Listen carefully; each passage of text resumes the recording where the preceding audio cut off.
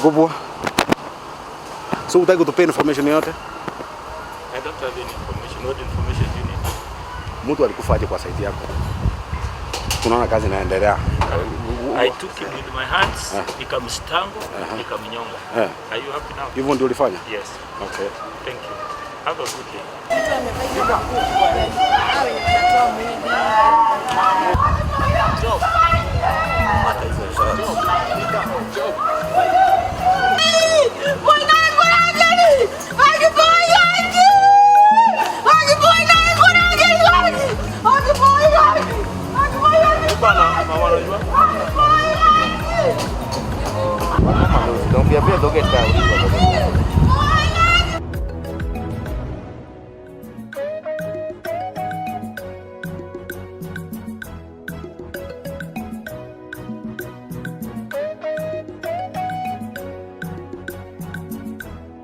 Naitwa Alex Mandere Nyakundi.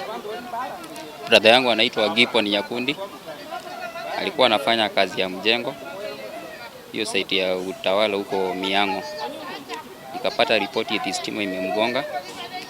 Amekufa.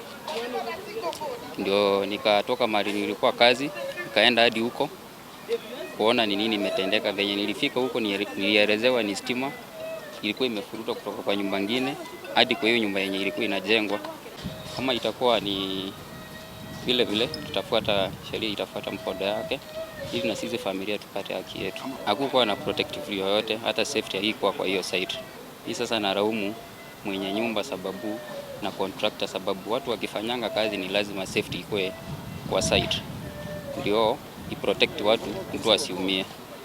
Yeye ashughulike, ndio ndugu yangu ashikwe kwa njia ya halali na sisi tujue hadi tupate haki kwa njia ya halali.